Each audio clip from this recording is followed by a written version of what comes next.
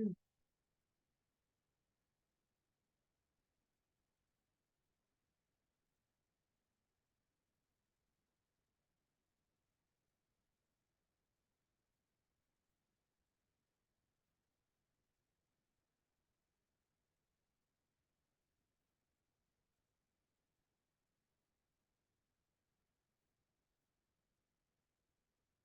happy to be here and happy to learn. Another exciting day of mathematics. Yeah. Oh, my cheerful and exciting self is what you've been looking forward to all day.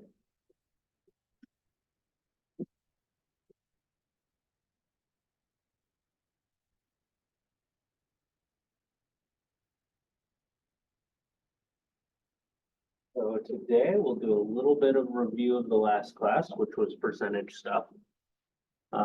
Then we'll jump into exponents, and chances are we'll have enough time to jump into roots as well. It'll be fun. It'll be fun and exciting. You guys are excited, right? Okay, cool. Wonderful.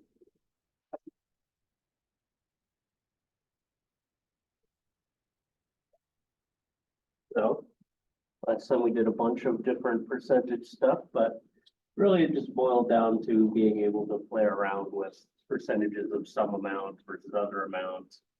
And one of the subjects we covered was percent change. And that was, you know, something going up or down by a percentage. And pretty much it has the same instructions regardless of whether it's going up or down. You find the difference between the new amount and the original, and then you divide whatever that difference is by the original amount. That'll give you the percentage that the change is out of the original. Pretty much it's universal that if you divide anything by any amount, if you take that bottom part as 100%, you're going to find the percentage that something is out of that top, that bottom part. So for example, if you're finding what a 15% discount off would be from a $14.99 item, to find the 15% of the $14.99, you just change that 15% to a decimal, so 0.15. Multiply it by that original amount, the $14.99, and you find that difference of $2.25. Okay. So then the discounted amount would be the $14.99 minus that. Isn't that exciting? It's okay, guys. I'm dead inside.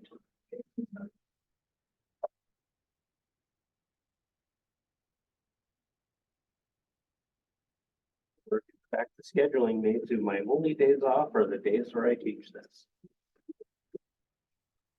It's kind of messed up.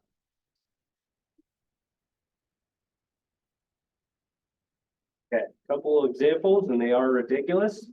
If Kevin Bacon approaches you in a parking lot of a Best Buy and offers you a cash-only discount of 35% on an LG Signature 97-inch Class M3 Series OLED Evo 4K UHD Smart TV. I actually trimmed some words off of that. I literally copy-pasted the name off of Best Buy's website. That is the shortened version. That retails for $26,999.99. What is his asking price, and does this seem suspicious? It does seem suspicious when, you know, guys in movies comes up to you in the parking lot and tries to sell you. Yeah, that's something wrong. Sell you a TV. You never know what Kevin Bacon's up to. Maybe he's, you know, maybe he's gonna shovel you in the back of his van. You don't know. You gotta watch out for that Bacon, you know?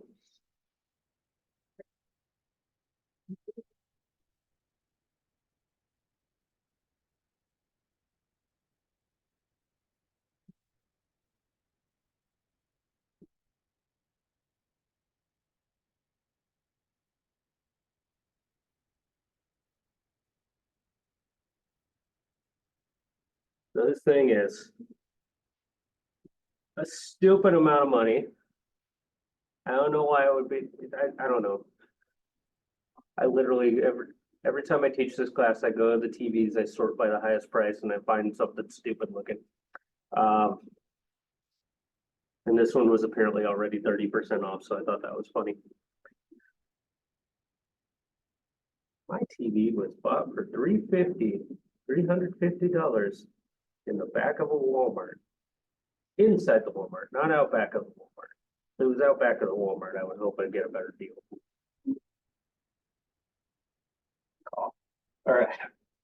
So we gotta figure out what this amount is minus 35% of it. So to find the 35% of it, we just convert that to a decimal. So 35%, move the decimal over twice, and you get 0.35. You just multiply that onto that amount. All the nines everywhere.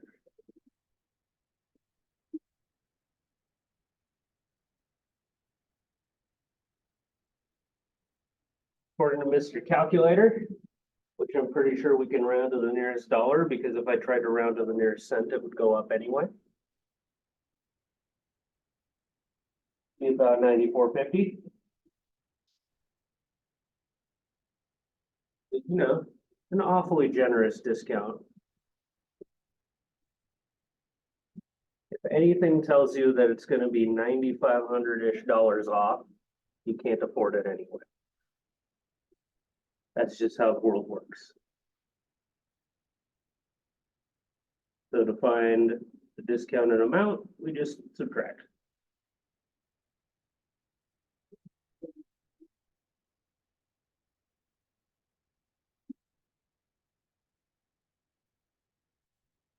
It's $17,549.99, which is still too much to pay cash for a TV from Kevin Bacon in a Best Buy parking lot. So did he actually buy this, is what you're saying? No, I'm just pulling this out of thin air. Oh, You never know. Sometimes I have fun and I just randomly insert Kevin Bacon into word problems. I think this is actually like the only lesson I have left where just all of the review questions are Kevin Bacon related. but why? Really, Why Steve? huh? Why Steve? I don't know, because it's funny. Why not?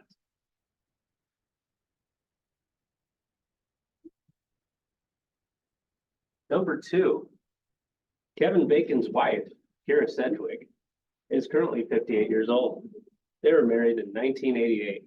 What is the current percentage of her life spent married to Mr. Bacon? That's an interesting percentage problem. All right. So, how many years ago is 1988?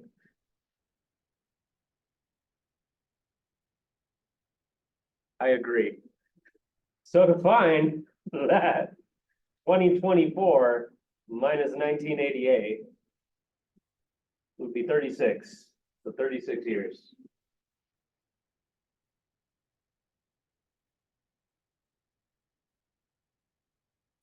So if someone's 58 years old and they've been married for 36 years, how much of the percentage of a lifespan is that?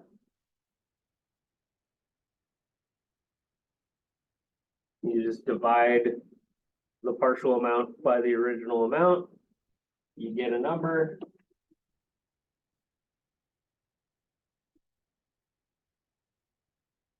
I get 0.62 and some change, but we'll call it good there, which is about 62%.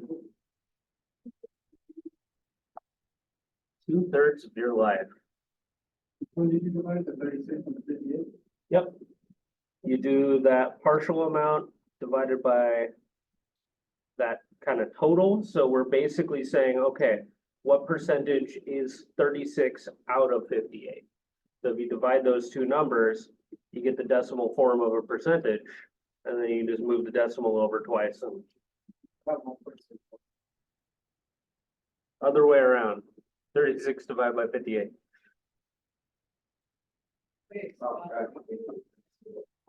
Happens a lot. Why I didn't question what just happened. All right. That makes sense, yeah. Ish. No, go with ish. Wonderful.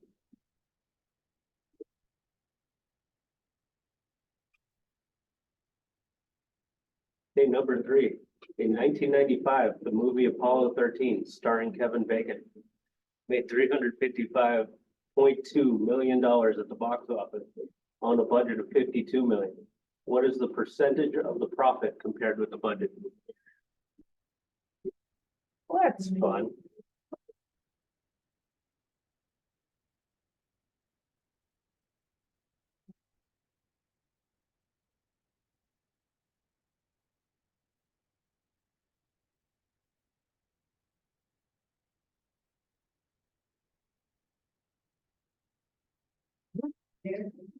So as ridiculous as this question may be, it's actually pretty useful. Because if it made this much, this wouldn't be the profit, this would be the revenue. You know, you put money into something, you know, get a certain amount out, but you know, you still had put that money into something, so you got to keep in mind the overhead. And generally, what you want to do is think of it as, oh, okay, well, I mean, my profit would be if I take what I made out of this thing, I took away my cost. That would be, you know, the profit, the amount over what I had originally, right? Revenue, cost, profit. There's probably a significantly nicer way to write that, but that's how I'm writing it. So, in order to figure out our profit, well, it's going to be this minus that, right? 355.2 minus 52. We get 303.2. Nice thing is that everything's in millions, so I don't have to play around with moving decimals around or anything. Everything's just millions, right? So that would be our revenue minus our costs. This would be our profit right here. And the question was, what's the percentage of the original amount that our profit is, right? So we take our profit and we divide it by that initial budget.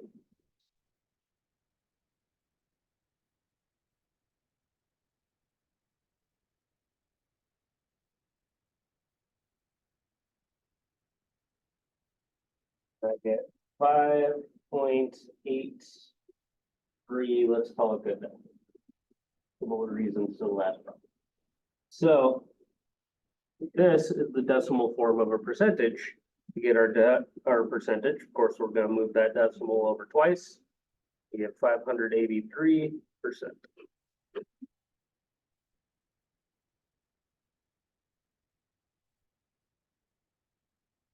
I would like to do something and make 583% profit. I'll settle for half of that. That's settling, right? Settle for a quarter of that.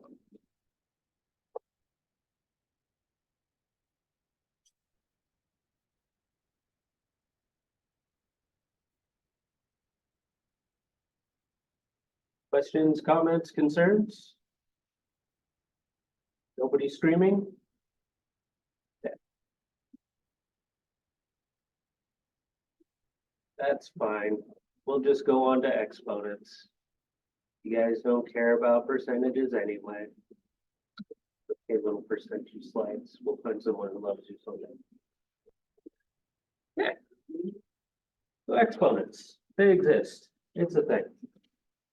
So exponents are little numbers that'll be in the upper right of a number. So if you have something, you know, we have as an example 5 and then the little 3 up top.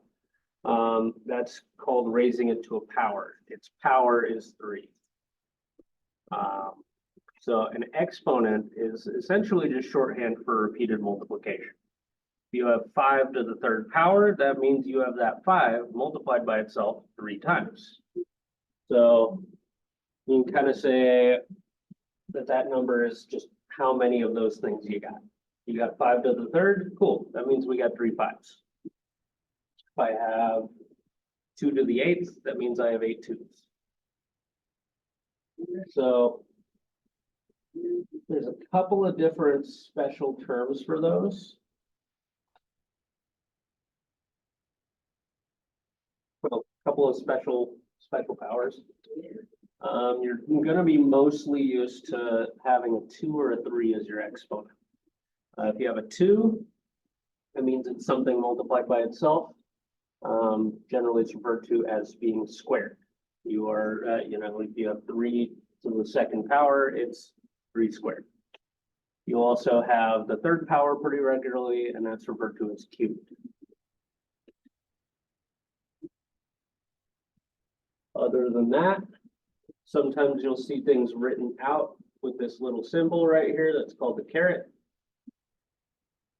Not spelled like, vegetables, spelled funky. I don't know where it's from. It exists. It's a symbol. It's on a keyboard. That's probably where you've seen it before. But that represents an exponent. So if you see something written as 5 caret 3, that means 5 to the 3rd power. It's raising it to that power. And it's useful to go over that largely because you're playing around with calculators and trying to add exponents. A lot of times that caret button is what you're going to have. Sometimes you'll see one that says XY, kind of italic.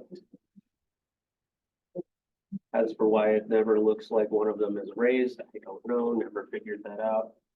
But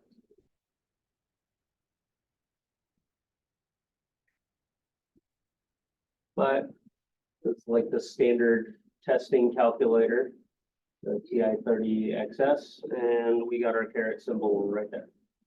So if I was to do like, I don't care, 2 caret 6, notice it just jumped up already up here. So it's 2 to the 6th power, 64. There's a lot of different uses for these.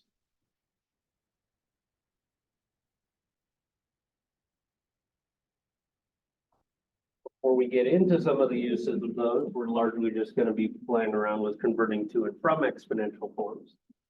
But when we played around with the prime factorization trees, it would have been a heck of a lot easier to write things out with exponents rather than writing 2 times 2 times 2 times 2 times 2. So it'll cut down on some time. And then if you're doing math with a bunch of things that turn out to be just prime numbers to exponents, a lot of times the math of those ends up being significantly easier if things are in an exponential form. And that we're definitely going to show you. And I'll show you why you don't want to do it otherwise. It'll be fun.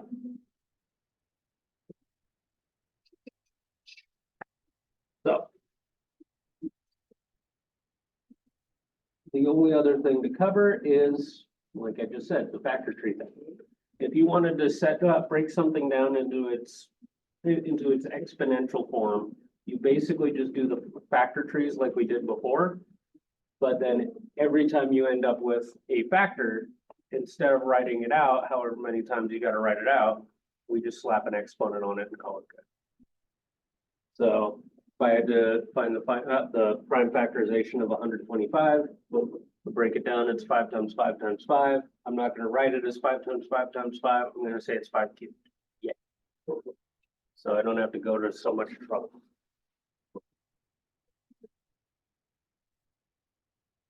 Speaking of doing that, let's do a bunch of those. These are going to go pretty quick.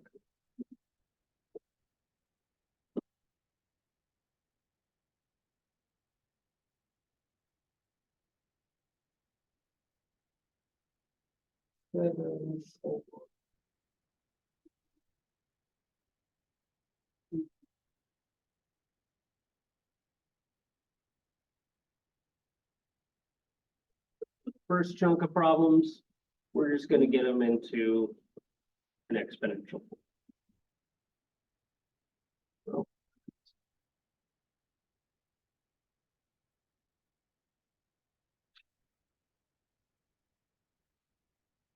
So just like when we were doing the prime factorization, we're just gonna factor tree these things all the way down. 3 times 9, which is 3 times 3. So I got 3 3s. Am I gonna call it 3 times 3 times 3? No. I'm just gonna say, okay, I got 3 to the power of 3. 3 times, 3 cubed. This 27 is a perfect cube. You're kind of annoyingly used to those sometimes. Like 8 is a perfect cube of 2.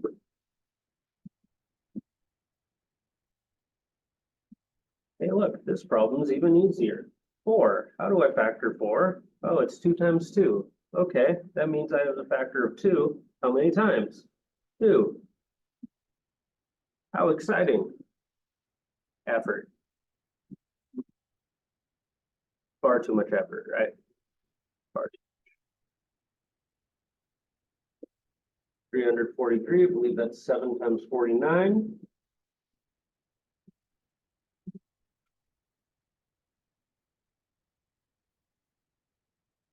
And then 49 is, of course, 7 times 7. So again, we just say, okay, well, we got 7, and how many times do we have it? 3 times. There's our exponent.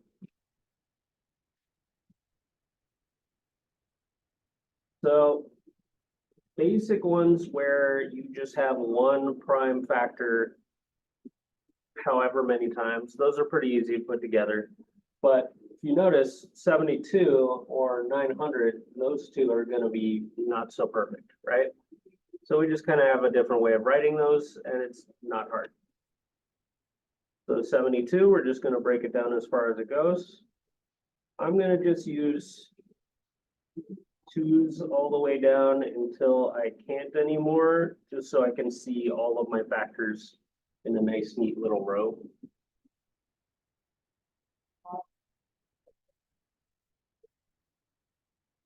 So all you do when you have multiple factors is you say, okay, well, I have a 2. How many times do I have it? 3, right? And then I say, okay, well, my next factor is 3.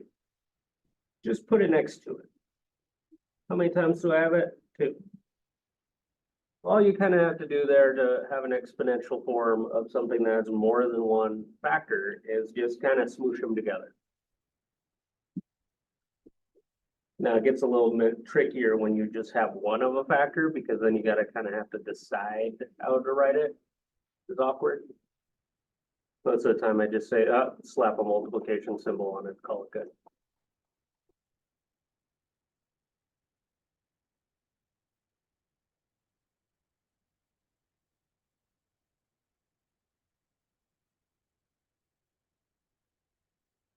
Very 100. Let's see, how do I want to break this down? I don't really care. 9 and 100.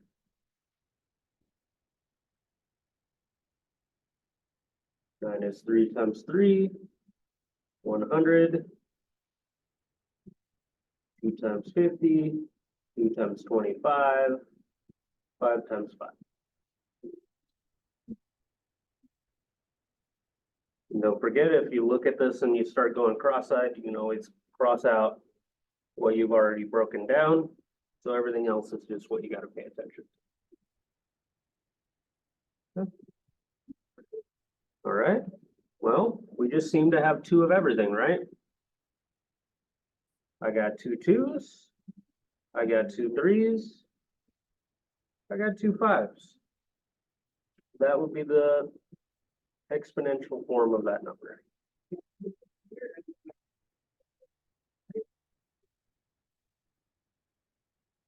Isn't that fun?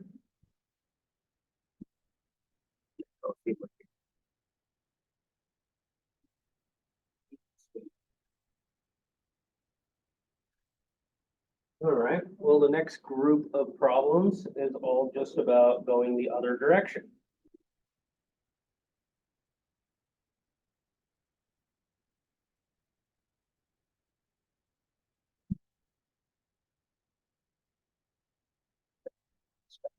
Those are probably gonna be a little bit easier.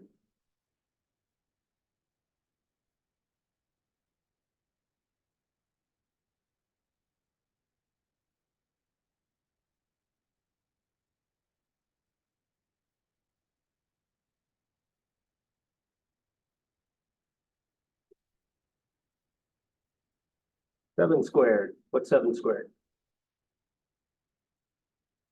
What does it mean? So that's it. Yeah, which is, yay, effort.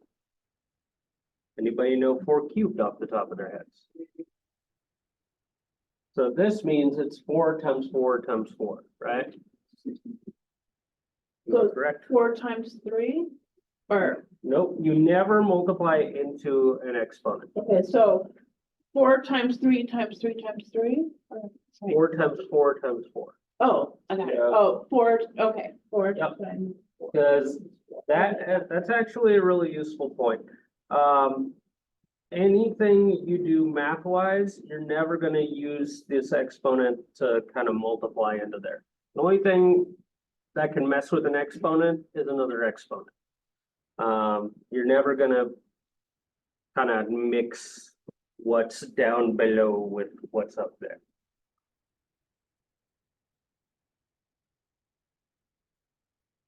The nice thing is that we do have rules about breaking down exponents with, as long as things have the same base number like that, and that'll be a very useful thing to cover. And the next one, to the 4th power, that's 2 times 2 times 2 times 2, so 2 multiplied by itself 4 times. 2 times 2 is 4. I have that happen a couple of times there. Wait, where? Oh, 8, 2 times, okay, 2 to the Yep. power of 4, so 2, 4, 6, 8. So it's 2 times 2, which is 4, times another 2, which is 8, times another 2, which is 16. So it's always saying, hey, we've got this number and it's multiplied by itself this many times.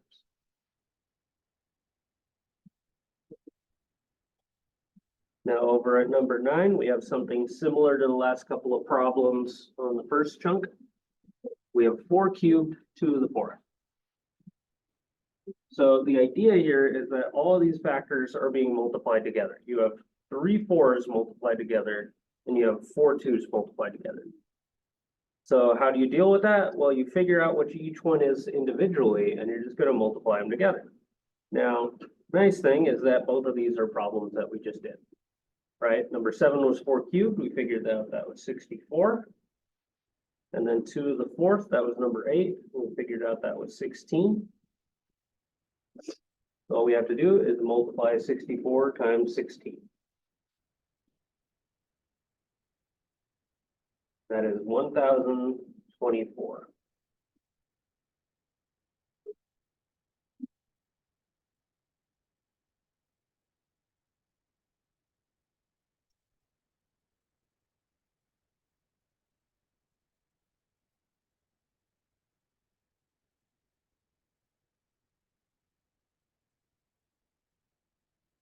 You sufficiently hate that?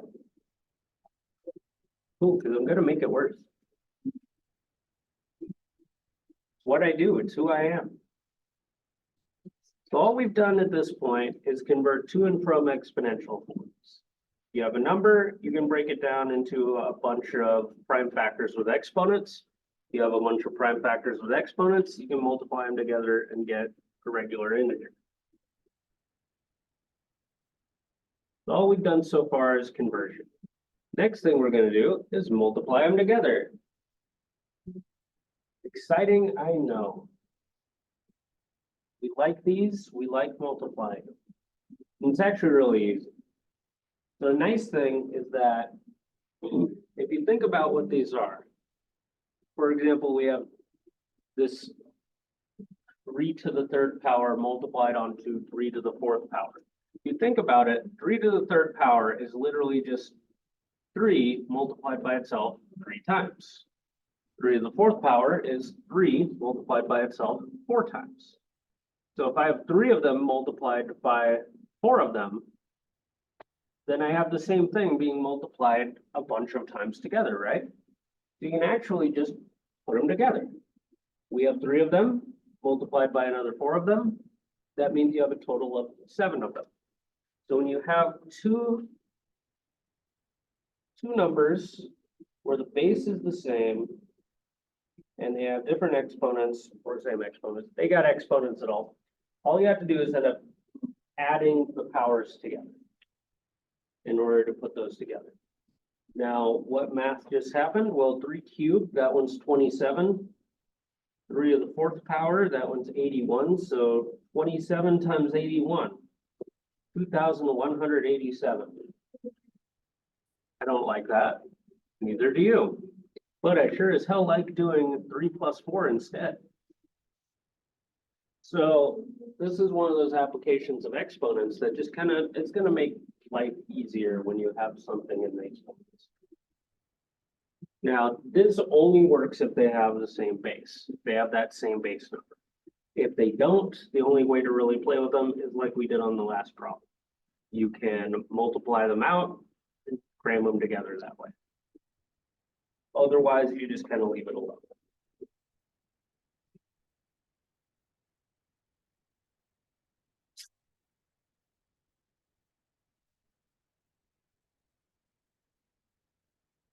I love this meme because it's basically me and I literally just switch slides and open my mouth.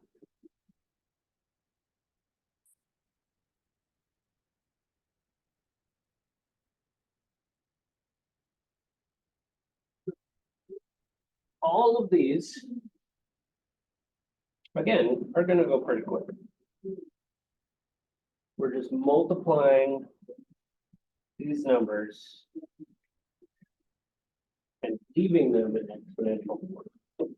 Now you'll notice that, well, at least one of them doesn't have an exponent in it. We can actually just convert it to exponential form and then deal with it from there.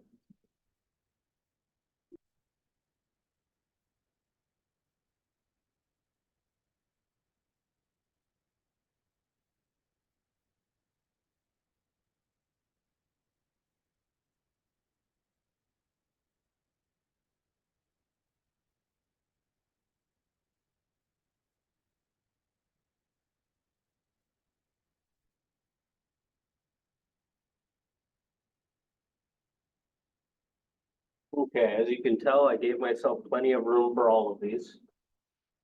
That's how quick they'll be. Because again, if I'm just multiplying 2 things together, they have the same base. And, you know, we're mainly worried about the exponents at this point. All we have to do is add the exponents together. Yo. I got 3 2's multiplied by another 6 2's. I got 9 2's multiplied together. What number is that? I don't know. We can go to the calculator or we could dot. Doesn't really matter. Probably 512. Yep.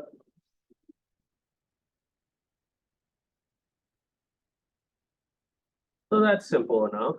But number 2, that one we actually don't have in full exponential form. So what we can do, we don't have to factor tree this. We know 25 is 5 times 5. So in itself, that is 5 squared. And if I was to multiply these 2 things together, I just add the powers and I have 5 to the 4th. Now, otherwise, I would have to know what 25 times 25 is. I don't often know that off the top of my head. But if I'm doing it this way, I don't need to. So the nice thing here is that we can actually play with decently large numbers, but do pretty simple math, right? And that's one of the good uses of exponential forms is giant numbers, small math.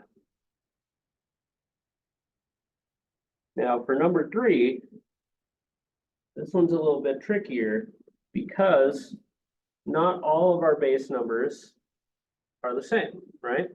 We got a 3 to the third power times 2 to the second power times 3. Okay. Well, one thing we learned is that we can't put together numbers that have different bases. There's no magic way of cramming these guys together. Okay. The only things we can put together are things that have the same bases. But this 3 doesn't have a power on it, right? So how would I combine the 3 to the third with this 1, 3? So if I have 5 squared, for instance, that means I have 2 5s multiplied by themselves, right? So what you could do is, if I have something standing alone, slap a 1 on it. That way you can think, oh yeah, I have 1, 3. So if I think about it, okay, how many 3s do I have multiplied together? 3 here, 1 over here. That's a total of 4, right? And then since this 2 squared can't fit into that, it's just going to hang out with it. So all we can really do is take this 3 and bring it into that 3 cube.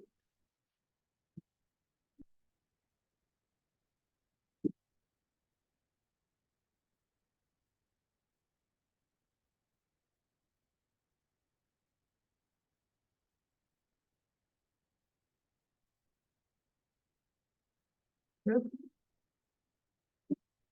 Number 4, 7 squared times 7 to the 5th. 7 to the 7th.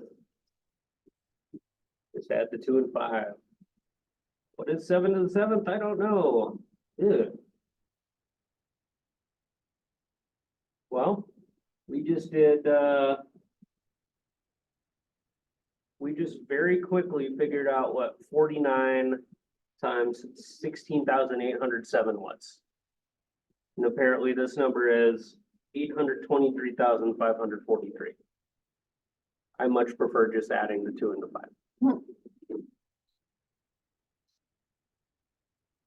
It's a good shortcut. I like shortcuts. Same thing here. 11 to the 5th, 11 to the 8th. Slap them together. 11 to the 13th. Yep. There we go. Just add the powers. Number 6. Same sort of thing as number 3, but these ones all do have the same base.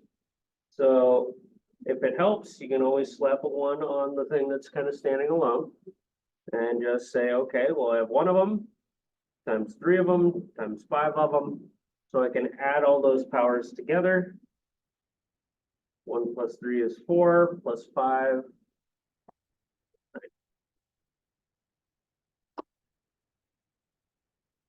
Essentially the same problem as the first one.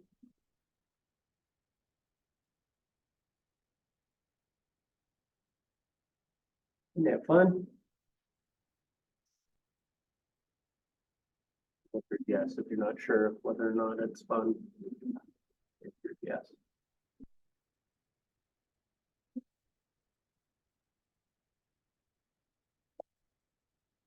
Okay.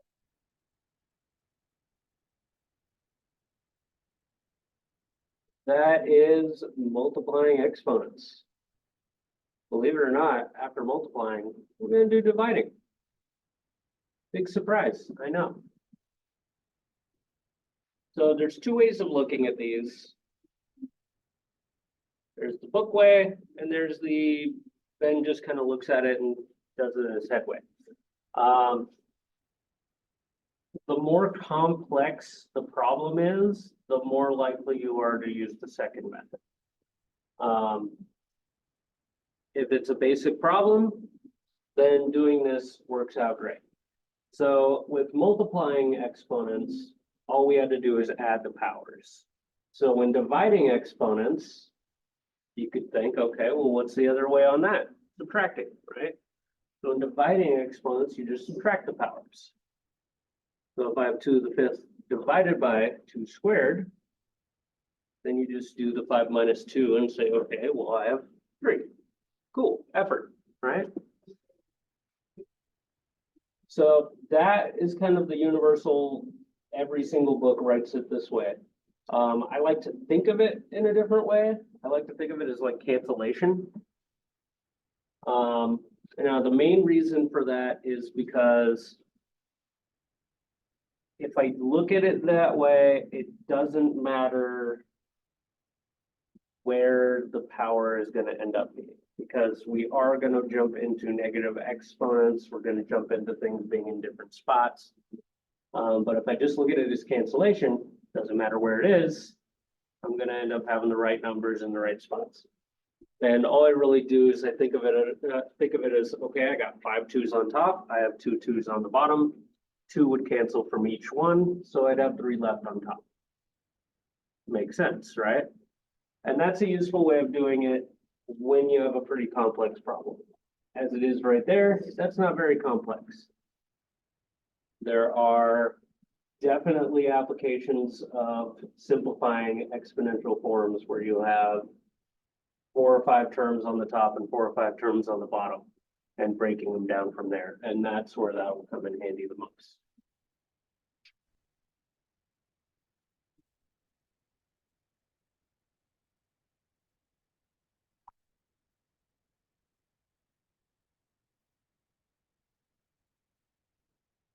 Is that a pink, just center play?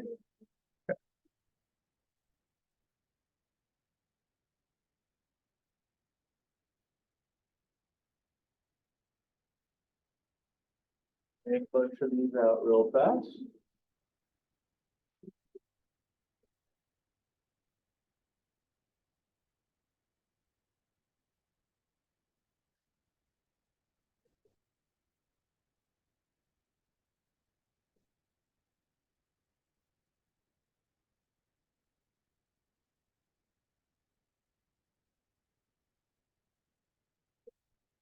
Number 4, I'm writing it exactly as written so I can kind of guide you through how to read something like that.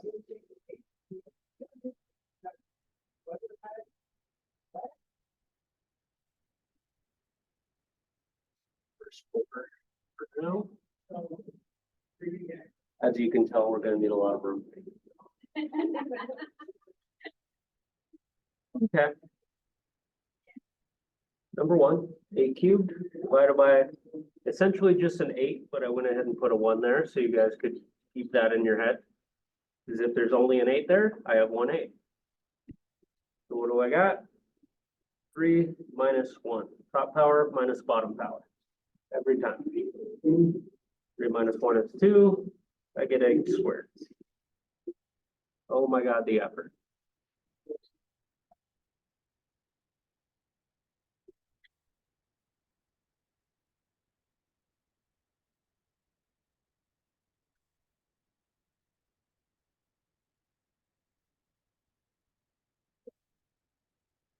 This one, you just do 18 minus 14. You have 4 left over. There we go. Oh yeah, I got that in a few slides.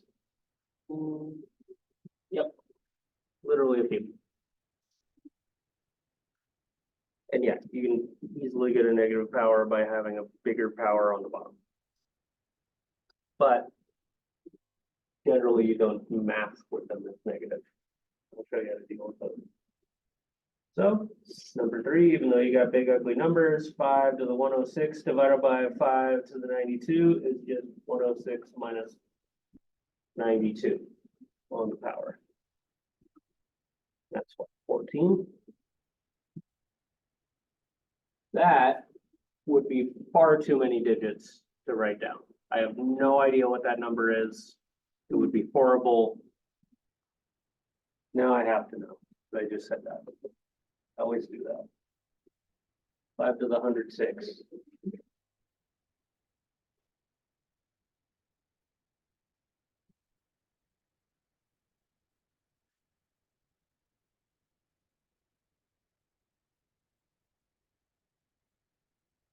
All the digits. Definitely not all the digits.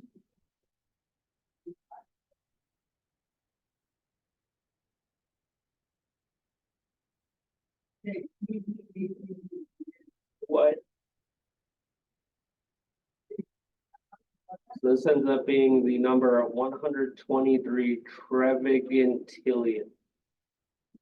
This is the first time I've ever seen that word in my life.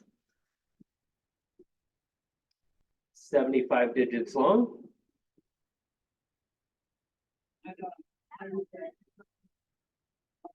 Comparison 1.2 times 10 to the negative 6 times the numbers of atoms in the visible universe. Okay. Terrifying. All right, so it's a big freaking number. It's what, 75? Yeah, 75 digits long. Is this number right here. And we just divided it by 5 to the 92, which is 65 digits long. That's terrifying. But if we're doing this, all we got to do is just subtract 2 powers and we get a number and we're happy. You know you got a big number when you start comparing it to the number of atoms in the universe. Okay. Number 4. What the hell? So when you have something like this, don't be intimidated. Parentheses and brackets are literally just things that exist to section parts off.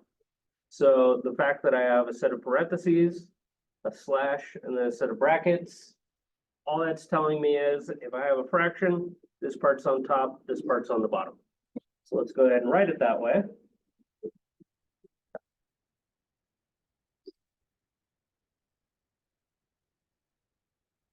Okay. Now, this set of parentheses, all that's telling me is that it's multiplying onto what's outside of it. Why is that useful? Well, this one doesn't really have an exponent. So I couldn't just put it next to it and say I have 3 to the 4th, because that would look like 23 to the 4th and the world would blow up, right? So multiple ways you can write that. You could put a 1 on it. You could slap multiplication on there. Or like we have here, you just put one of them in parentheses. But they mean the same thing.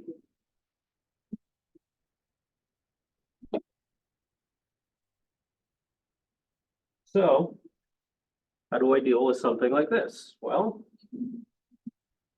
exactly the same as the other ones, just we have multiple terms, right? So you just kind of treat the 2's as kind of their own problem and the 3's as kind of their own problem. There's a couple of ways you can write it. You can look at this as the cancellation thing like I was talking about, and that would make this a one-step problem. I could look at this and say, oh, I have 3 here, I have 1 here. 1's going to cancel, I have 2 left here. Oh, I got 5 here and I got 4 here. 4 are going to cancel, I got 1 left here. And I would be done. If I wanted to go the book route, I would have to say, okay, well, top power minus bottom power. 3 minus, I don't have an exponent on that, but there's 1 of them there. And then how do I deal with the 3's? Well, you just put them next to it. Top power minus bottom power.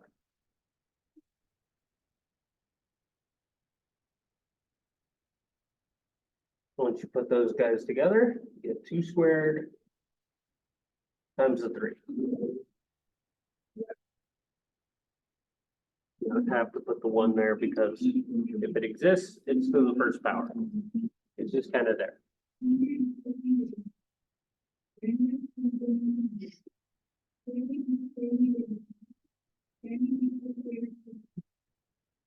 Not too bad, yeah?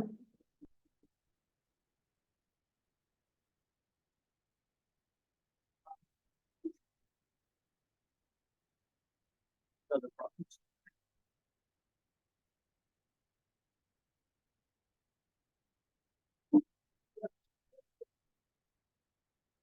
Next 3, after we've done those first 4, you could probably put those together pretty easily, right? Number 5, you have 3 to the 7th divided by 3 to the 4th. 7 minus 4 is 3, right? So 3 to the 3rd. Number 6, 2 to the 4th divided by 2 to the 3rd. 4 minus 3 is 1, so you just have a 2 left. Same thing kind of happening with number 7, 7 to the 30th over 7 to the 29th. Just 7, right?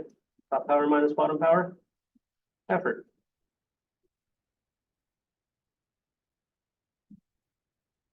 Are we at the point yet where you can do number 8 by looking at it?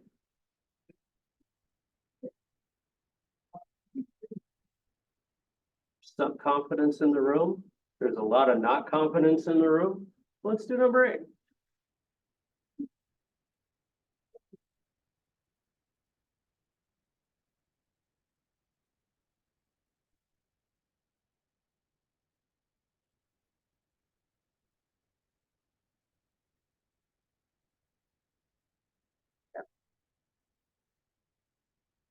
So until you're comfortable with working these out, usually what I'd recommend is if something is just kind of existing and doesn't have an exponent, put a 1 on it for now.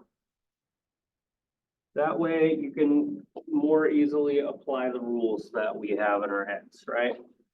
The rules being if I have two things, same base, different powers, multiplied together, you add the powers.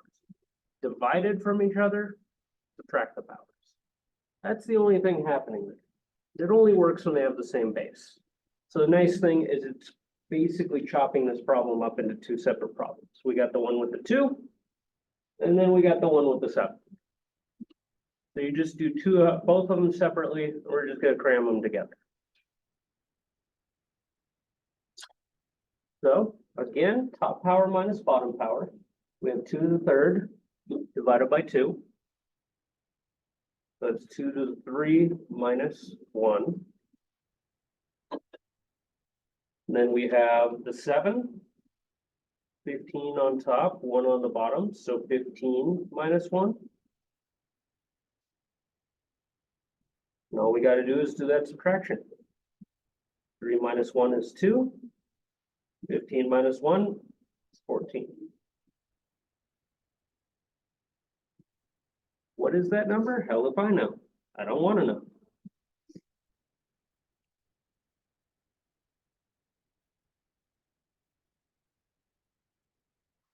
Looks like it's a smaller number than everything else. Well, than that giant one we were playing with earlier, with the 5, but it's still pretty big.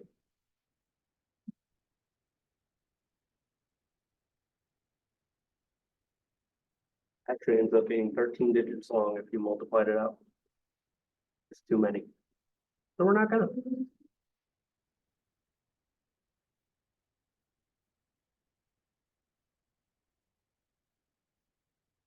That's multiplying and dividing exponents. Questions, comments, concerns, internal screaming, external screaming. I just get like pillows in here for us to all scream into every now and then. We'd have to have multiple, not one communal pillow. That would be really gross, really fast. I'll play with that.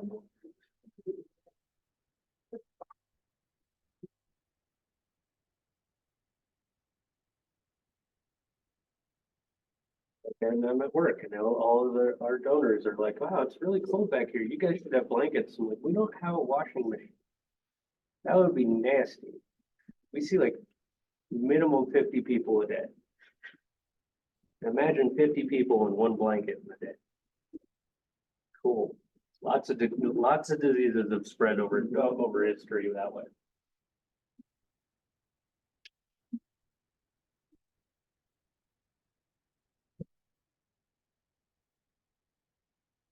Okay, let's make it slightly more complicated. What happens if you have an exponent on a set of parentheses? So that exponent is just hanging out there. Well, pretty much the same thing that it means otherwise. If you have anything to the 3rd power, it means that what you have is being multiplied by itself 3 times. So if I have something to the 5th power, and I'm multiplying that by itself 3 times, that means I have 5, 5, and 5, right? And if I was multiplying those three things together, I would add the powers. 5, 5, and 5 gives us 15. Well, all that really is just multiplication, right? I have something to the 5th power 3 times. Operative word there is times. So you just multiply those two numbers together. A to the 5th to the 3rd power, A to the 15th. So you have a power outside of a parentheses, you just multiply it onto the powers inside. Now, if it's more complicated inside, if you have multiple terms in there, that power is going to have to follow the distributive property and distribute to everything inside. Which I believe I have a power or a problem for. Yes, I do. So, for example, if you have x squared to the 4th power, all you have to do is multiply the 4 into 2, and you get x to the 8th. Otherwise, you could say, oh yeah, I have x squared 4 times. Write them out and add the powers like, you know, all the last bunch of problems we just did. But you can tell really quick that would just be really tedious. So essentially, this is just shorthand for doing it that way.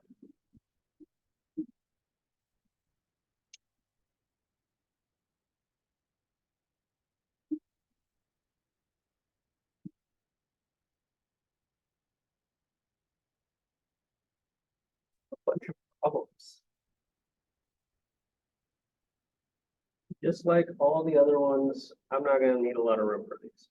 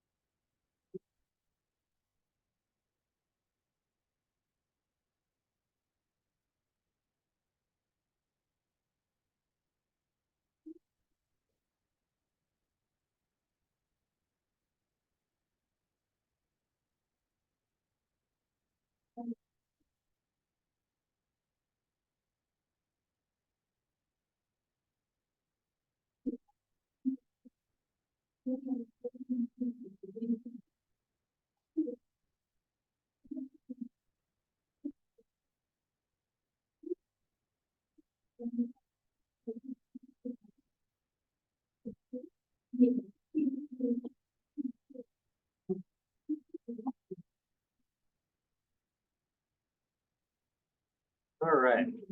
Do these look horrifying? Some of them probably do.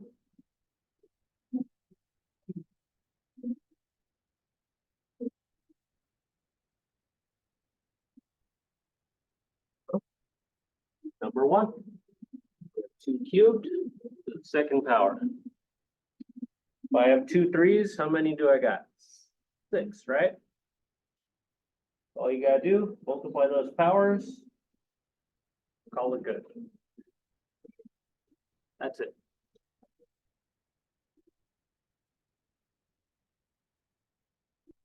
Minimal effort. How I like things.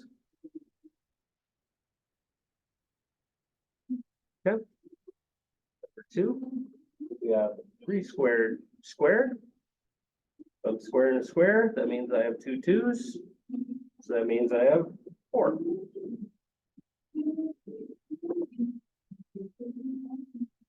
would break down to an 81 actually. It's kind of easy to tell because this 3 squared would have been a 9, so 9 squared is 81.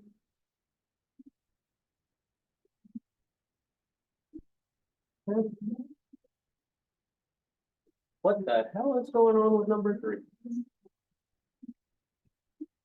Chances are you're not going to see any problems that look like that. That would be weird. But of course, it's me, so I had to. Now, there's a couple of ways to approach it. First of all, do we know that we can multiply through those powers? we end up being able to. But if you don't know, if you're not sure, what you can always do is kind of work your way out. So if I just kind of ignored that outer set of parentheses in that last two, and I had 3 squared squared like that, well, that's exactly the last problem, right? 3 squared squared, that was 3 to the 4th. So let's take that 3 to the 4th and apply that power to it. Well, all we have to do is multiply 4 by 2, we get an 8. And that is exactly what we would have gotten if we had multiplied all of these numbers together. 2, 2, 2, 2 times 2 is 4, times 2 is 8. Cool. That's exactly what we just did, right? 2 times 2 was 4, and then multiplied by the other 2, 8. So this establishes that yes, you can just multiply on the way out. How useful is that going to be? Probably not at all, not going to lie. But I was putting together problems and I was like, I've never really seen anything like that. Let's just do it, see what happens.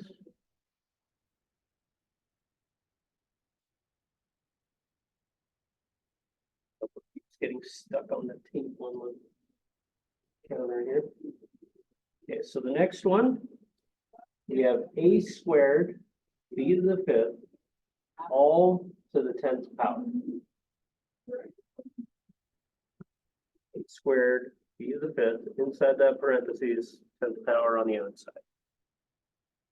So if we know that every time we do this, we just multiply the powers, what do we do when I have multiple items? I mentioned it earlier. You actually have to use the distributive property because everything in here is being raised to the 10th power. So that 10 is going to multiply onto the exponents of every item individually.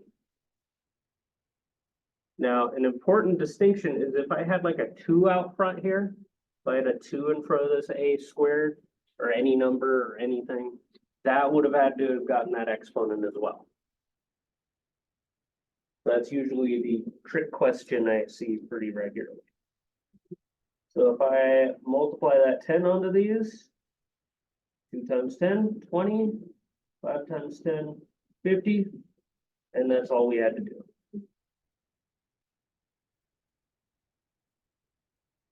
Not too bad yet.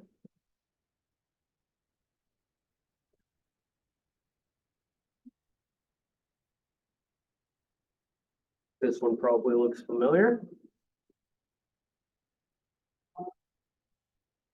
The number 5 is a bunch of 5s. Really, I should have multiplied another 5 on the outside of this, so I'd have 5 5s, but whatever. So with a problem like this, same as we did earlier, that 25 would turn into a 5 squared. But then the problem is we have that outer parentheses there. Well, on this particular problem, even though we could technically get away with it, you wouldn't necessarily want to do 2 times 2 times 2, just because these are kind of different items at the moment. So if you multiply these guys together, we get 5 to the 4th. And that's to the 2nd power. So we get 5 to the 8th. Why did I not multiply all the powers together? Because I can't do that every single time. I would have been able to get away with it here, but not always. Should I have given myself more room for that one? Oh yeah. But I didn't. Okay. You can kind of tell that number 8 is going to be almost the exact same thing. Now number 6, 5 squared cubed. Just multiply the powers. 2 times 3, 6. And that's all you got to do.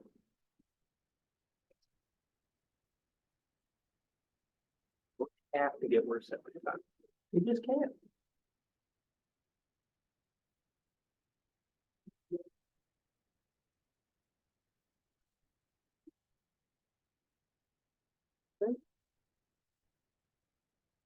For 7, we have 2 squared to the 6th power. I have that 2 6 times. Multiply them together, we get 12. Notice every time I do these, it doesn't matter what that base number is.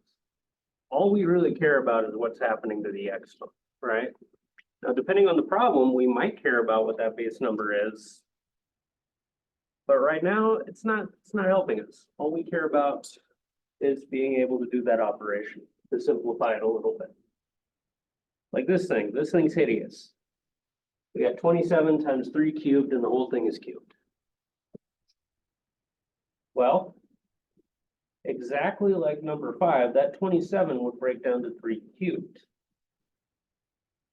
Multiplied onto 3 cubed. That whole thing being cubed. Lots of cubes. Now on the inside, these two, when we multiply these guys together, they're just going to add the powers, right? So 3 cubed times 3 cubed is going to give us 3 to the 6. Be careful not to multiply those numbers because those numbers are not, like the multiplication only happens when you have that exponent on the outside. Each of these is 3 cubes, so I have a total of 6 of them put together. And that's usually the mistake I'll see on that at this point on these types of problems, is people confusing when you add and when you multiply. If they each got their own base, you're going to end up adding. If you have that thing to a power, it's going to end up multiplication. Like the multiplication that'll happen right here. I end up with 6 times 3, 18. And that's why I didn't multiply them all together on number 5, because it wouldn't work out all the time. In this case, we would have gotten away with doing 2 times 2 times 2 to get that 8, but that was coincidental because what's actually happening is these 2's are being added and that one's being multiplied. These 2 are being added, that one's being multiplied. So you got to be careful sometimes.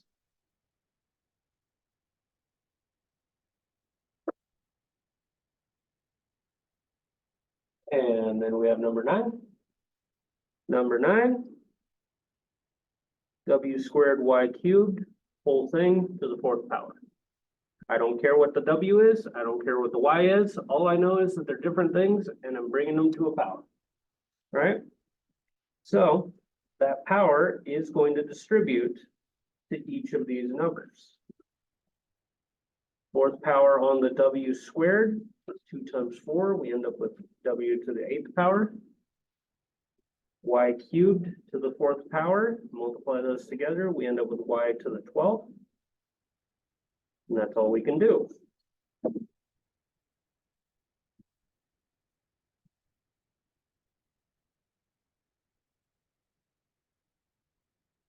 We sufficiently hate it. Beautiful. All I've ever wanted.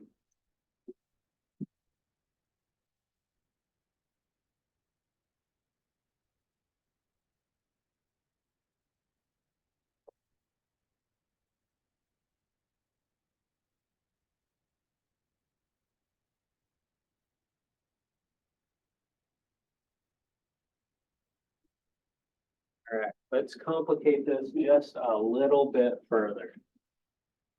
Negative exponents. So I always separate this off because negative exponents are something you kind of have to wrap your head around.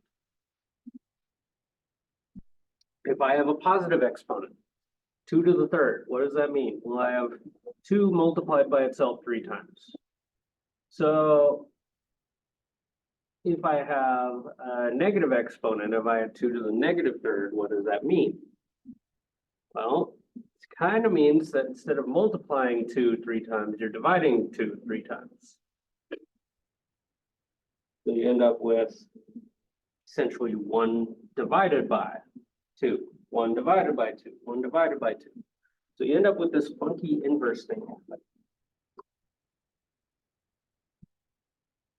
So what I usually tell people to do is if you have a negative exponent, before you do any math with it, you want to make it positive. There's all kinds of rules on how to do it, but I've always just taught it this way because it's just one thing you have to remember. If you have a negative exponent, I don't care if it's on the top, I don't care if it's on the bottom, you flip it to the other side of a fraction bar and make it positive. So if I have 2 to the negative third, that's going to end up being 1 over 2 to the positive third. If I have 1 over 7 to the negative fifth, that's going to end up being 7 to the positive fifth. That one's kind of coming up, right? Now, you technically can work those out otherwise. Get the sign, okay. I don't know, maybe. Oh, I forgot to.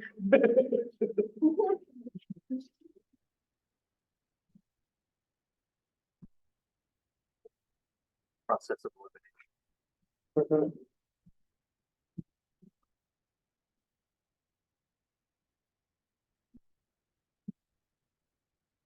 I have triggered this happening, so I'm just gonna wait until I do it. That wasn't intentional.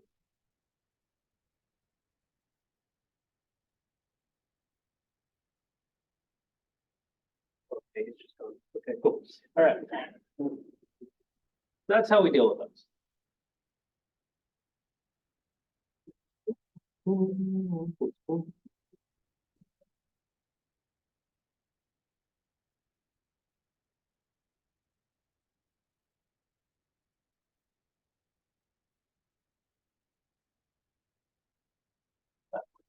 That means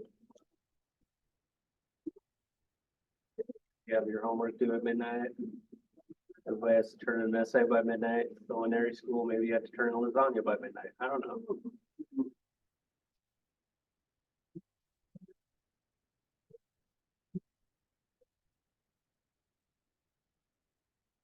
But I'm hungry anyway.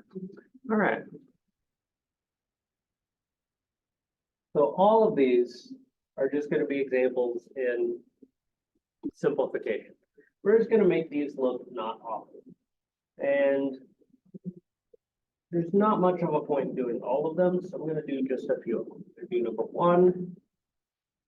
Definitely going to be doing number 3.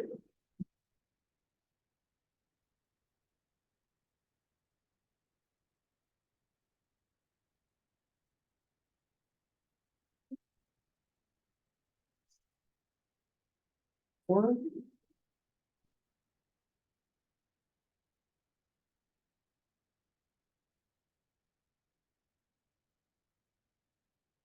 6, 7, and 8. We're just going to skip a couple.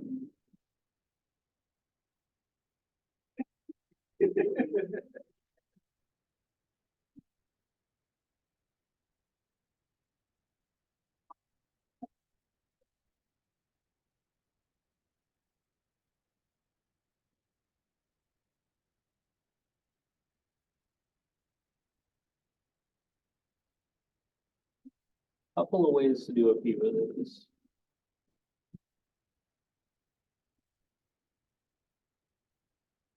But there's really only one way to do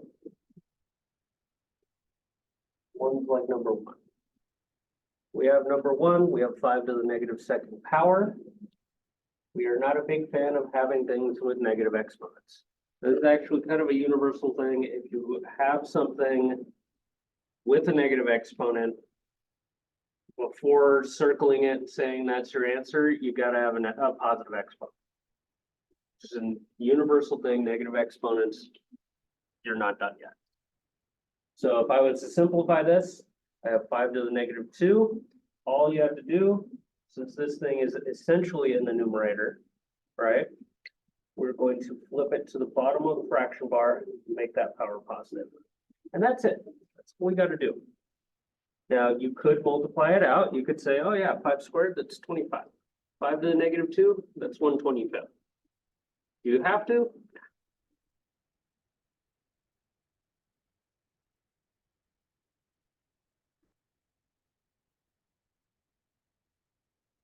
Now, skipping number 2, we have something complicated like number 3. How do I go about that? Well, there's a couple of ways. We go the book way. We could do it kind of like the earlier ones where we had a bunch of stuff. We literally have division happening. So we could do the top power minus the bottom power, and that'll work. As long as you keep in mind your signs. Now, I'm going to do this problem that way, just keep things straight. But what you have to do, you have to make sure that you're very careful about your powers, because I'm not going to do 2 to the 3 minus 1. I have a negative 3 minus. I don't have 3 to the 5 minus 4. I have 3 to the 5 minus a negative 4. So you have to be very careful about your signs when you start playing around with negative exponents. Now, the other way to have done this problem would have been to move this 2 down here, move this 3 up here, and then simplify it from there. Then you wouldn't have any negative exponents to really stress about. Sometimes that's useful, sometimes it's not. Let's see what we get. So with the 2, I have negative 3 minus 1, that gives me a negative 4. With the 3, 5 minus a negative 4. Remember, when you subtract a negative, it changes to a positive. So I have 5 plus 4. That's the 9th power. Well, I put them together, but again, I'm not done if I have a negative exponent. So this is where I would have to move stuff around. I have that 2 to the negative 4th. That 3 isn't moving, but the 2 is. The 2 would have to jump to the bottom of the fraction bar. So it ends up being on the bottom. You have 3 to the 9th over the 2 to the 4th.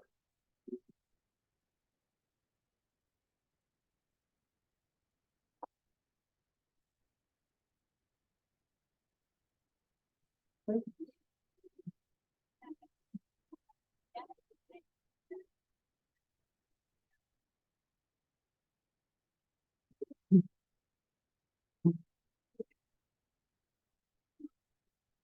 Next one, kind of the inverse of number 1, right? Number 1, we had 5 to the negative 2.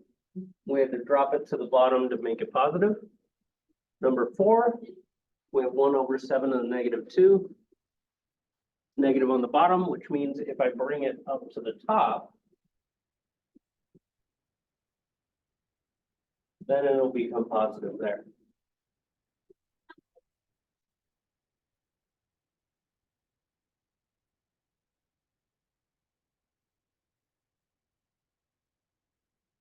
You could say, yay, I now know that 1 divided by 7 to the negative 2nd power is 49. Is that useful? No. Well, it might be depending on what you're doing, but sure as heck not going to come in handy if Kevin Bacon approaches you in a parking lot trying to sell you a TV.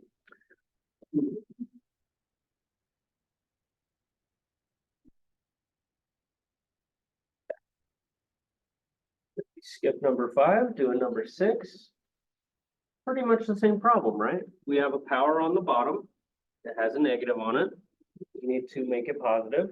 So it's going to go up to the top of the fraction, become positive. You don't have anything on the bottom, so you don't have to write over 1 or anything. It's just 2 to the 3rd. That's all you really have to worry about.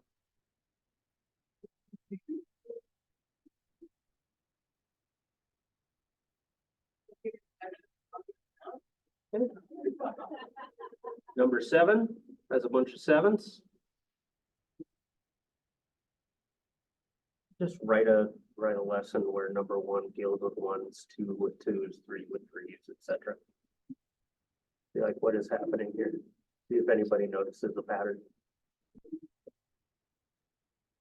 So we don't have any negative exponents right away, but we can tell we can simplify this, right? We have something with a power over something, same base, to a power. So the usual would be to do the top power minus the bottom power, right? Now, unlike all of the dividing exponents problems, this one ends up giving us a negative exponent. So now that we know how to deal with that, all we have to do is make it positive. Now, do I have to write it as 7 to the 1? No. I know I have 1 7 there, so that's all I need. I can write it as 7 to the 1, but I wouldn't want to call it good then. About 20.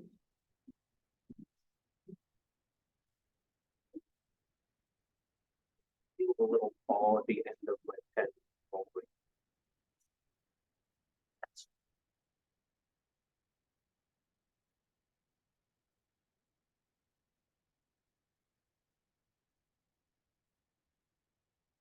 Then number 8. Well, we got nothing but negative exponents. Something like this, you have a couple of options. You could make them positive. And if I did that, let's do that. Let's just do that real quick. If I made these positive, this one with the -5 would become positive if I brought it to the bottom. And this one with the -7 would become positive if I brought it to the top, right? Well, now I have 5 to the 7th over 5 to the 5th. That's easy, right? That's exactly like number 7, except when I do that, 7 minus 5, I end up with a positive number, so I don't have to mess with anything. Cool, that worked out, right? That's one way to do it. The other way to do it would have been saying, okay, well, let's not even mess with anything. I could just do the top power minus the bottom power. Okay. If I subtract a negative, that turns into a plus. And what do I have with -5 plus 7? Well, that's also 2. So it doesn't matter how you do it. Just that you do it. Sometimes you'll want to do it one way, sometimes you'll do it the other way. You do 1,000 of them, eventually you're going to be like, okay, I can tell when it's going to be easier and I can tell when it's going to be harder. You don't do 1,000 of them, it's kind of flipping a coin. Is that a bad thing? That's fine.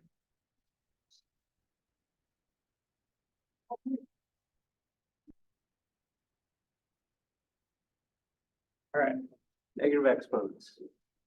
Not bad. Not particularly worse than anything else.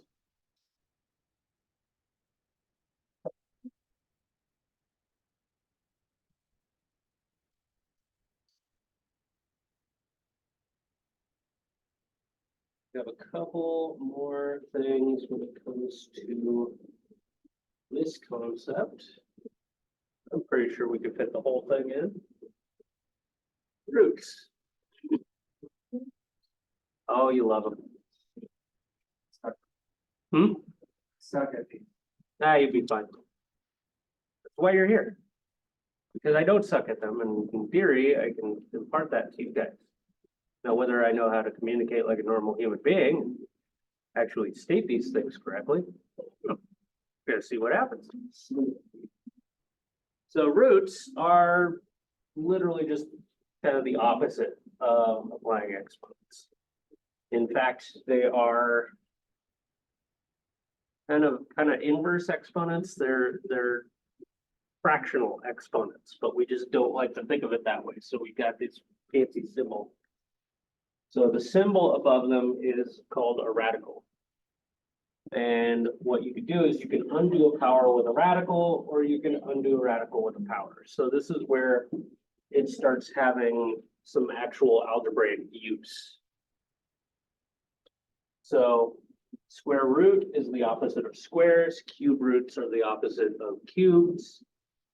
And you have a little number outside of that root.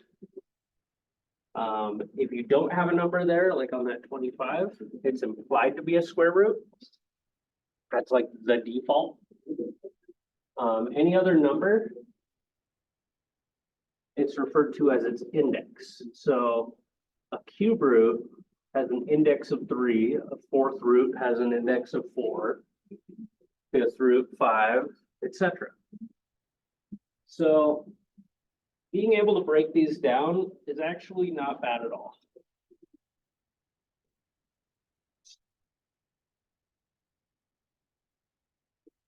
Since we've been working with exponents, you can kind of apply that knowledge already.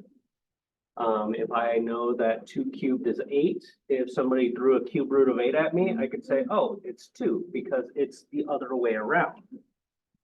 What is the square root of 49? Well, 7 squared is 49, so it's going to be 7. So it's literally just the other direction from an exponent.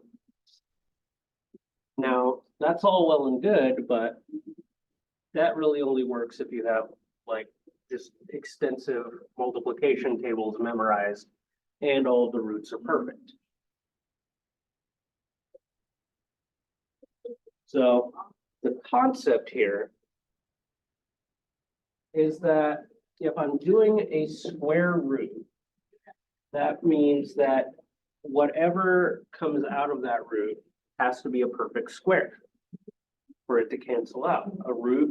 A square root cancels a square. So with the square root of 4, that's 2 squared. So it's kind of canceling that way, and you end up with a 2. The same thing happens with 3. Cube root of 8. Oh, that's the cube root of 2 cubed. So it breaks down to that should have been a 2. No one's ever pointed that out. It's a 2. I'm just going to kill that entire slide.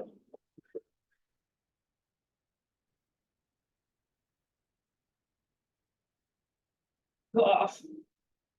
Cough. Cough. There, those words. Damage control, love it. Okay, so I like to teach roots this way because when you are learning these in a regular class, you'll do this whole thing on square roots, and then they'll make it harder on you, and they'll be like, okay, here comes the cube root, and you'll be like freaking out from that, right? As if it's this whole other thing. But really, they all kind of follow the same rules. Square roots, cube roots, fifth roots, 37th roots, 100th roots, I don't care. They all follow the same rules. Whatever that index is, whatever that number outside of that root is, that's how many of a factor I need to pull it out, for it to cancel out and come out of that root symbol. So that's going to be useful for us. We can take that information and we can actually apply that to prime factorization trees. And that's going to make our lives easier. So everything in here so far has been a perfect power of a number. So what happens when it isn't? Well, here's a good example. We have the cube root of 32. Now 32, when you factor it all out, you end up having 5 2s. So you end up with 2 to the 5th. Well, for a cube root, you need 3 of something for it to kind of cancel out, for it to come out of that symbol. So 3 of those 5 2s would come out, but then you'd still have 2 left over, right? And those don't disappear, those just stay inside. So a 2 comes out, and then you have 2 left, 2 2s left inside. So you end up with 2 and the cube root of 4. Now that'll make a little bit more sense when I can actually draw out the factor trees.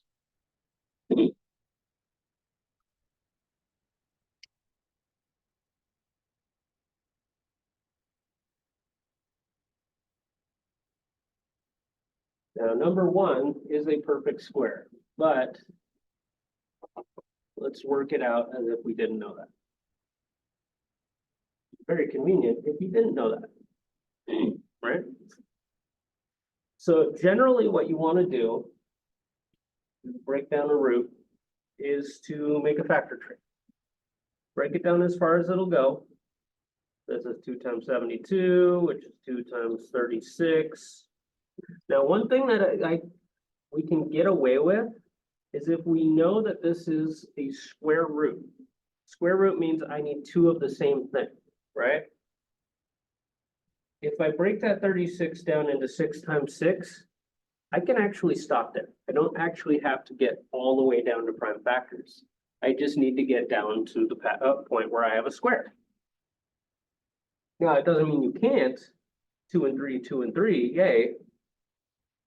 But what we can do is every time there's a perfect square, because all of these things would multiply out to 144, right? Every time there's a perfect square, I circle it. And that's why I can just stop right here because there's a perfect square. It doesn't need to break down any further. And every time I circle something, the square root of 2 times 2 is 2. The square root of 6 times 6 is 6. Now, what happens when I pull those out? Well, everything inside was being multiplied together to this number. So what happens when I pull them out? Still multiplication. 2 times 6, that's 12. And that happens to be what the perfect square of 12 is 144. So we just factor tree it down. Every time I have 2 of something, circle it, bring it out. If I don't, cool, then it's stuck. Let's do more. Hey, look, we jumped to 4,500. Isn't that fun? I regret nothing. Square root of 4,500. Horrible, right? Terrible. Oh my God. It's actually not going to be bad. Because every time I factor one of these things, I always go with chopping off the zeros and whatever was left. So 4,500, that's 100 times 45. Cool. Well, if I'm looking for perfect squares, I know that 100 is 10 times 10. So I can just call that one good right away. Then I got 45. That one's 5 times 9. And 9 is 3 times 3. Oh, well, cool. There's another one. Now, going with the trees that we've done before, if I break something down further, I can cross it out. That's everything that's left. Well, notice I have a 10 come out. I have a 3 come out, but that 5 is still in there, right? Okay. So it is. We just leave it in there. That's fine. And if I had multiple things inside, they would be multiplied together, same as everything that comes out is multiplied together. This ends up 10 times 3, 30, square root 5.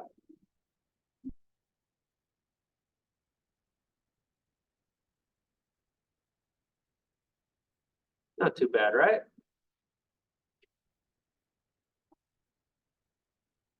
Let's see, can I make it worse? Let's see if I can make it worse. Oh yeah, look at that. Do number 3. We have the cube roots of 125,000.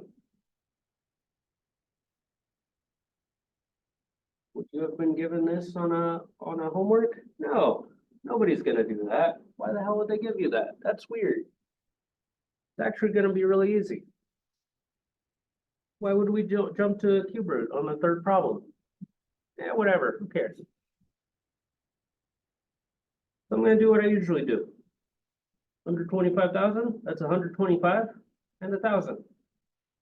Cool. So the 125 breaks down pretty easily, right?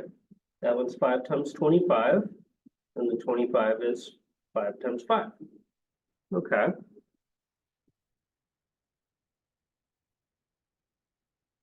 Instead of breaking the 1,000 down to tens, let's just make a mess of it. This is 2 times 500, 2 times 250, it's 2 times 125. Hey, 125, that's familiar. 5 times 25, and 5 times 5. Now again, every time I've broken something down, I'm gonna go ahead and cross it out, just so I can look at all the other things. Now, what's different about this problem? These were square roots over here. This one's a cube root. So if it was a square root, I was looking for perfect squares, 2 of each thing. If it's a cube root, I'm looking for perfect cubes, 3 of each thing. So I'm going to circle 3 things every time I have 3 of something. Because that is a perfect cube, that is a perfect cube, and that is a perfect cube. 5 times 5 times 2. Nothing left over, right? 5 times 5 is 25. 25 times 2, 50. This thing is the perfect cube of 50. 50 times 50 times 50, that sucker. But that's how you want to do these. You have the cube root, look for 3 of those factors. You have a square root, 2 of those factors. If I had a 4th root, guess how many? 4, right? 5th root 5, 6th root 6. But this particular concept will scale up to anything you have to ever deal with. So there's no reason for me to split up square roots and cube roots if they're different lessons. It's the same concept.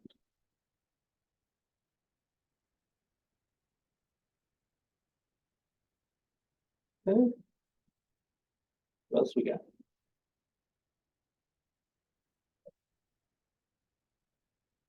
Oh my God. Last page on my notebook. I'm good after this page.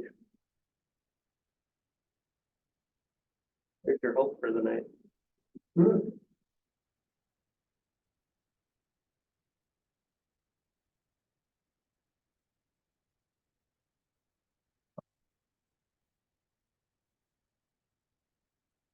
So, got the square root of 18 times the square root of 5. Oh God, we're multiplying them now. What do we do? Well, the nice thing, I'm just gonna make a little example thing over here. If I have, I don't really care what numbers these are, but if I have something square root something times something square root something else, you end up multiplying the stuff on the outside together and the stuff on the inside together.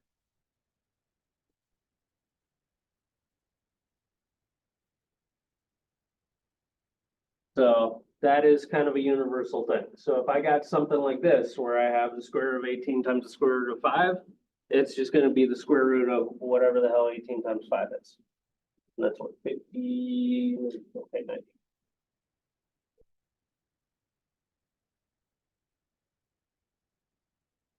Cool. So now that we know it's the square root of 90, we're just going to break that down. 45, 5 and 9, 3 and 3. Cool, well, it's a square root, so I need 2, right? I got 1, 2, I got 1, 5, I got 2 3s. Congratulations, 3. It's a jailbreak for you. But everything else, the 2 and the 5, those are still stuck inside. You can't do anything with them. So we just keep them inside that symbol, multiply them back together,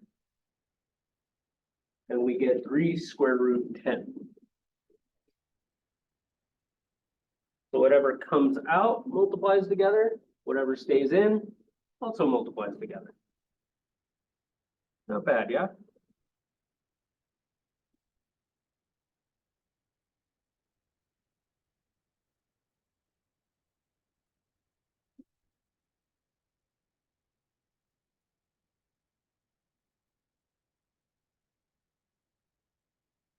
Now looking at number 5,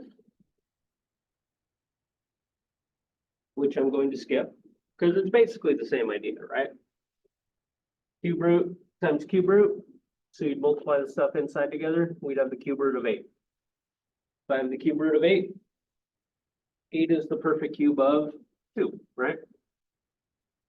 That one, that's a 2. It's a really ugly looking 2, but it's a 2.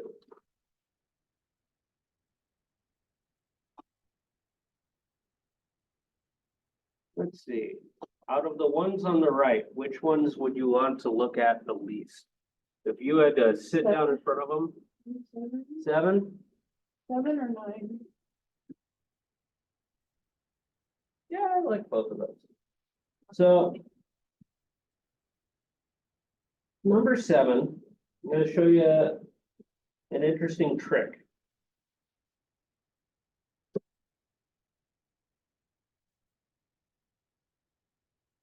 Yes, this will work every time. No, you would not make any teachers happy by doing it. But it's kind of like when we do that cross cancellation thing where we kind of have a shortcut where it's like, okay, if I multiply these fractions together, I can cancel here and here because eventually they're going to end up together. That's exactly what's going to happen here. If I was really cheap about this, I could just think of this as 24 times 6. And then the 24, I know that one's 4 times 6. There's my effort for the night. You can get away with that. Because we're factoring this stuff anyway, so why would I necessarily multiply it together just to factor it again? And we could have done that actually on number 4. This 18 would have been 2 times 9, right? Well, the 2 and the 5 wouldn't really do anything, so they would have stayed inside. So you can get away with that. And then the 4 is a 2 times 2. So there's another square. So a 2 and a 6 come out. And we get a 12 again. Why do we get a 12 again? Well, because if I had actually done the multiplication thing like I did on the last problem, we would have figured out that 6 times 24 would have been 144, which would have been the same as the first problem. Ah, see that circling back? Ooh, exciting. Ah.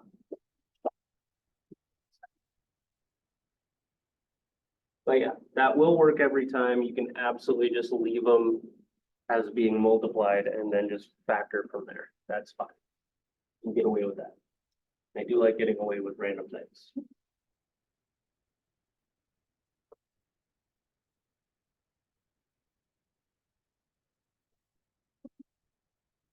Okay, well, number 8, cube root of 27. 27 is 3 cubed.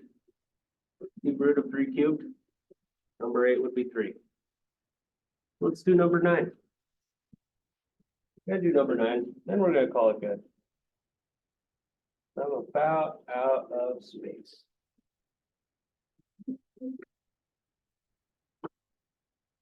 That's the cube root of 108.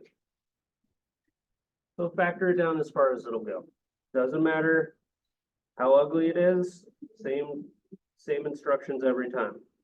Factor.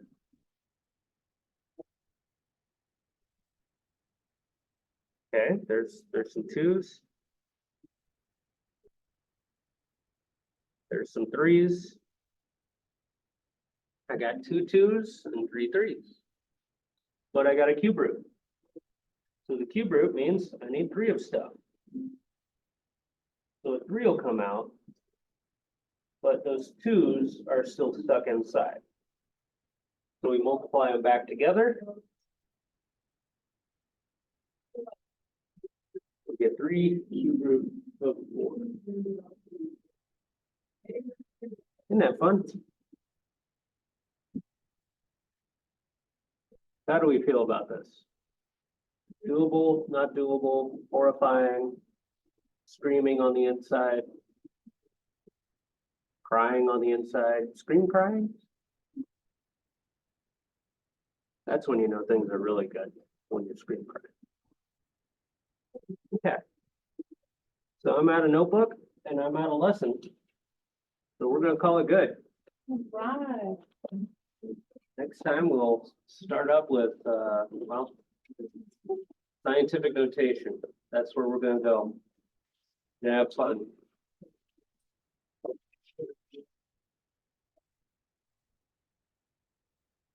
Tuesday, I'll see you all Thursday. Don't forget to write that you were here. So I can deal with writing that down somewhere else later. Good night, man. Hopefully, you too.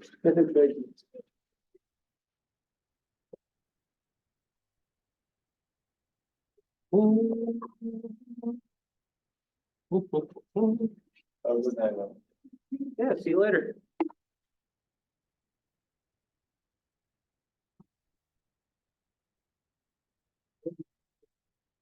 Dun, dun. Dun.